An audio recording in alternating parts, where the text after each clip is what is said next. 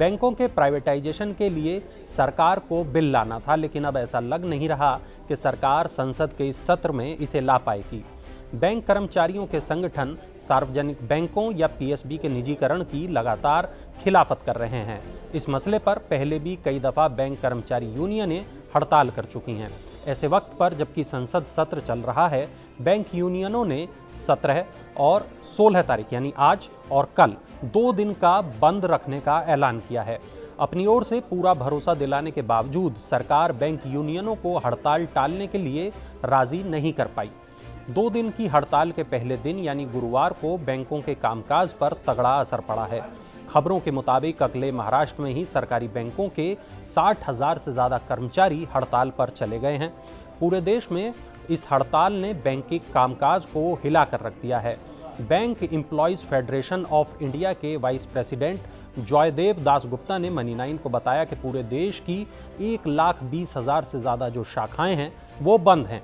उन्होंने कहा कि इस हड़ताल में बैंकों के 11.5 लाख से ज़्यादा कर्मचारी शामिल हैं।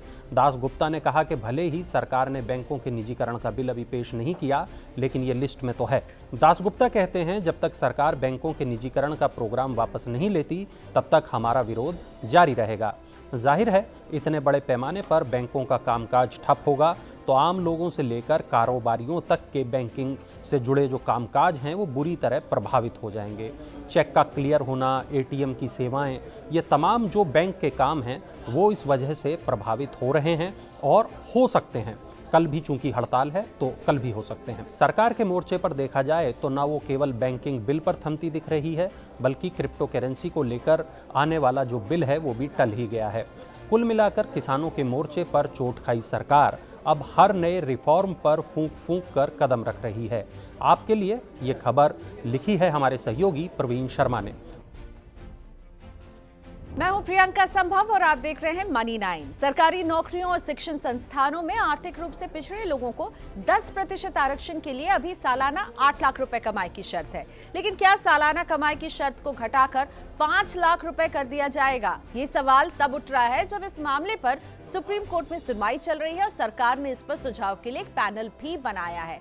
अभी तक आर्थिक रूप से पिछड़े वर्ग के जिन लोगों ने इस 10% आरक्षण का लाभ उठाया है, उनमें अधिकतर लोग ऐसे हैं जिनकी सालाना कमाई 5 लाख रुपए से कम है। आंकड़ों के अनुसार 2020 की नीट परीक्षा में ईडब्ल्यूएस आरक्षण का लाभ लेने वाले 91% लोग ऐसे थे जिनकी सालाना कमाई 5 लाख रुपए से नीचे थी, बल्कि 71% तो ऐसे थे जिनकी कमाई तो 2 लाख से भी नीचे थी।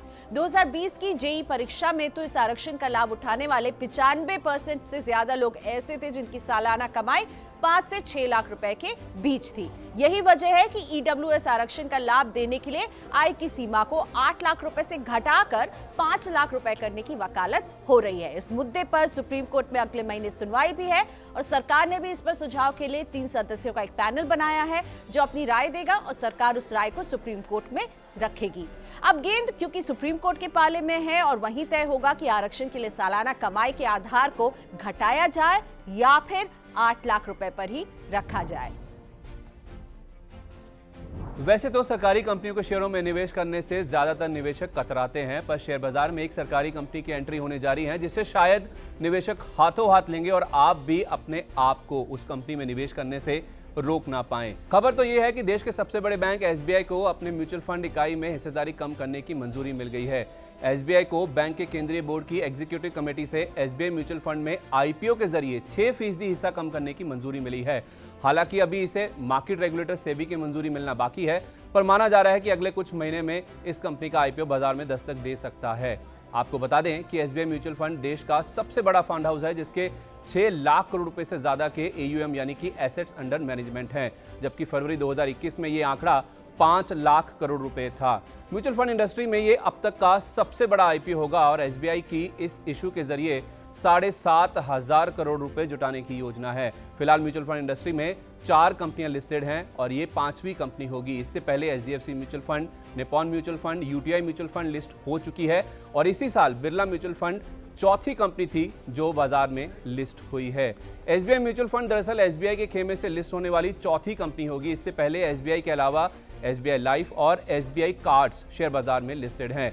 SBI म्यूचुअल फंड दरअसल SBI और फ्रांस की अमुंडी के बीच का जॉइंट वेंचर यानी कि एक संयुक्त उद्यम है। अमुंडी एसेट मैनेजमेंट दुनिया की सबसे बड़ी एसेट मैनेजमेंट कंपनियों में से एक है। अमुंडी ने अप्रैल 2011 में SBI म्यूचुअल फंड का 37% हिस्सा खरीदा था।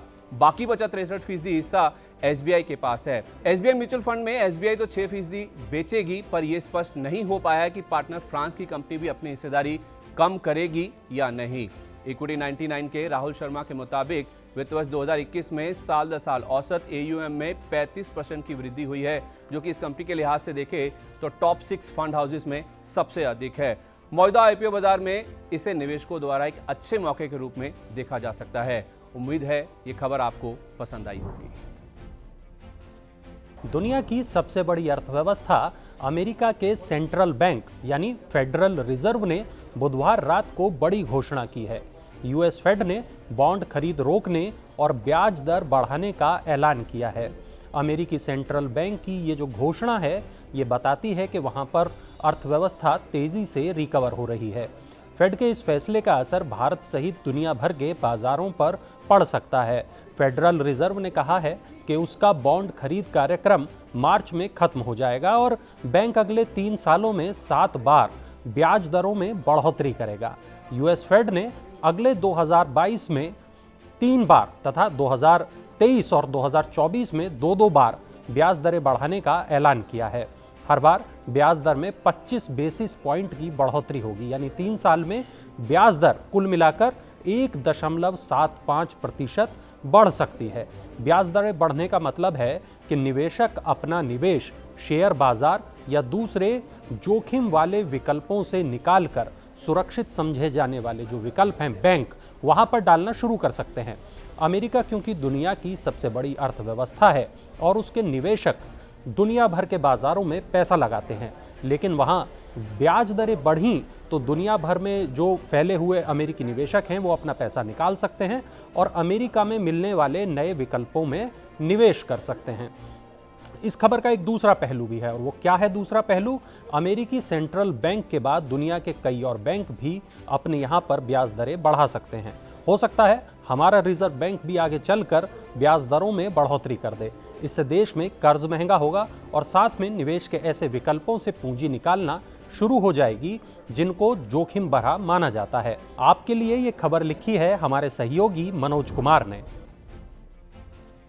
नमस्कार, मैं हूं संदीप ग्रोवर और शेयर बाजार से जुड़ी एक बड़ी खबर आज ये है कि 4 साल के लंबे अंडर परफॉर्मेंस के बाद इंडियन हाउसिंग फाइनेंस के शेयर के दिन पलटने के संकेत मिल रहे हैं। दरअसल खबर ये है कि कंपनी के मौजूदा प्रमोटर ने कंपनी में ब्लॉक डील के जरिए 10% से ज़्यादा हिस्सेदारी बेची है। सितंबर 2021 में देखें तो प्रमोटर के पास 21% से ज़्यादा हिस्सेदारी थी और ब्लॉक डील के बाद इनके जो प्रमोटर हैं समीर गहलोत, उनके पास 10% से कम हिस्सेदारी बचेगी। यानी कि इसका मतलब ये हुआ वो प्रमोटर की श्रेणी से बाहर हो सकते हैं। डील के बाद कंपनी का कोई भी प्रमोटर नहीं होगा, यानी कि इंडियन हाउसिंग फाइनेंस अब एक प्रोफेशनली रन कंपनी के तौर पे सामने आएगी। तो अब सवाल ये उठता है कि कौन संभालेगा कंपनी की कमान। दरअसल अमेरिका की दिग्गज PE कंपनी ब्लैकस्टोन ने इस कंपनी में हिस्सा खरीदा, ऐसा रिपोर्ट्स बता रही हैं। यही नहीं, ADIA यानी कि अबू धाबी इन्वेस्टमेंट अथॉरिटी ने भी इस कंपनी में निवेश किया है। तो क्या होगा प्रमोटर बदलने का असर, ये सबसे बड़ा सवाल है। दरअसल नए निवेशक आने से ग्रुप से जुड़ी जो चिंताएं हैं वो खत्म होती हुई दिखेंगी और डील के बाद शेयर की री-रेटिंग की भी संभावना है, ऐसा एनालिस्ट का मानना है। और हमारे सामने मैग्मा फिनकॉर्प, जी एंटरटेनमेंट जैसी जो कंपनीज हैं उनकी री-रेटिंग का उदाहरण तो साफ तौर पे है ही। इस पर हमने बात करी मार्केट एक्सपर्ट अमरीश बलिका से। उनका कहना है कि फिलहाल शेयर को सही मूल्यांकन नहीं मिल पा रहा है। नए निवेशक आने से शेयर की री-रेटिंग की संभावना है और 2 से 3 साल के नजरिए से 15 से 20% CAGR यानी कि सालाना रिटर्न के लिए आप शेयर में निवेश करने की राय बना सकते हैं। नमस्कार, मैं हूं संदीप और दम तोड़ती महंगाई केवल देश में रह रहे आम आदमी को और बाहर देश से आकर निवेश करने वाले विदेशी निवेशकों को ही तंग नहीं कर रही, बल्कि इसका असर हमारे देश की मुद्रा यानी करेंसी पर भी साफ तौर पर देखने को मिल रहा है। खबर तो यह है कि 15 दिसंबर को डॉलर के मुकाबले रुपए ने 76 का स्तर तोड़ दिया और 76 रुपये 28 पैसे का स्तर छुआ, जो कि अप्रैल 2020 के बाद सबसे निचला स्तर है। दरअसल अक्टूबर अंत से चल रही शेयर बाजार में विदेशी निवेशकों की बिकवाली से डॉलर की मांग में लगातार इजाफा हो रहा है। देश में बढ़ती खुदरा और थोक महंगाई के बावजूद रिजर्व बैंक के पॉलिसी रुख में बदलाव न करने के फैसले से नाखुश विदेशी निवेशक बीते 2.5 महीने में करीब $12 अरब या 85,000 करोड़ रुपए की बिकवाली कर चुके हैं। दूसरी ओर अमेरिकी सेंट्रल बैंक ने राहत पैकेज खत्म करने और दरें बढ़ाने का मोर्चा खोल दिया है। IIFL के VP रिसर्च अनुज गुप्ता के मुताबिक डॉलर की मजबूती, विदेशी निवेशकों की बिकवाली और खाद्य तेल के बढ़ते इंपोर्ट से रुपए में कमजोरी आई है। बजट से पहले यानी जनवरी 2022 तक कमजोरी जारी रह सकती है और रुपया 77 के स्तर तक भी फिसल सकता है। अब इसका असर भी समझ लीजिए। रुपए में कमजोरी से विदेश से पैसा जुटाने वाले कॉर्पोरेट्स को भी हिचकी लग रही है। जून अंत तक कुल विदेशी कर्ज में कमर्शियल बोरिंग का 1/3 से ज्यादा और डॉलर आधारित कर्ज का 50% से ज्यादा हिस्सा है। एक और रुपए में कमजोरी से विदेशी कर्ज बढ़ रहा है तो दूसरी ओर कर्ज पर ब्याज भुगतान में भी इजाफा होता है। रुपए की कमजोरी से देश के इंपोर्ट बिल में भी इजाफा होता है। अधिक इंपोर्ट बिल से व्यापार घाटा होने और बढ़ने दोनों की संभावना बढ़ जाती है। नवंबर 2021 में व्यापार घाटा 10.19 अरब डॉलर से 2 गुना से ज्यादा बढ़कर 22.91 अरब डॉलर के रिकॉर्ड स्तर पर रहा। इससे पहले अक्टूबर 2012 में 20.2 अरब डॉलर का रिकॉर्ड व्यापार घाटा हुआ था। इसी तरह अप्रैल नवंबर के दौरान कुल व्यापार घाटा करीब 121 अरब डॉलर था। भारत भारी मात्रा में पेट्रोलियम उत्पाद, खाद्य तेल और सोने का इंपोर्ट करता है, जिससे इंपोर्ट करने वाली कंपनियों की ओर से डॉलर की मांग काफ़ी ज़्यादा रहती है और जैसे ही इंपोर्ट बिल बढ़ता है उसका असर रुपए में बिकवाली के तौर पर दिखता है। न केवल कॉर्पोरेट्स और इंपोर्ट बिल बल्कि कमज़ोर रुपए का सरकार पर भी असर होता है। रुपए में कमज़ोरी से देश में इंपोर्टेड चीज़ों की महंगाई बढ़ जाती है। बढ़ती महंगाई को काबू करने के लिए रिजर्व बैंक को दरें बढ़ाने का सहारा लेना पड़ता है, जिससे देश में सबसे ज़्यादा कर्ज लेने वाली हमारी ही सरकार को भी ये अधिक ब्याज खर्च के रूप में चुकता है।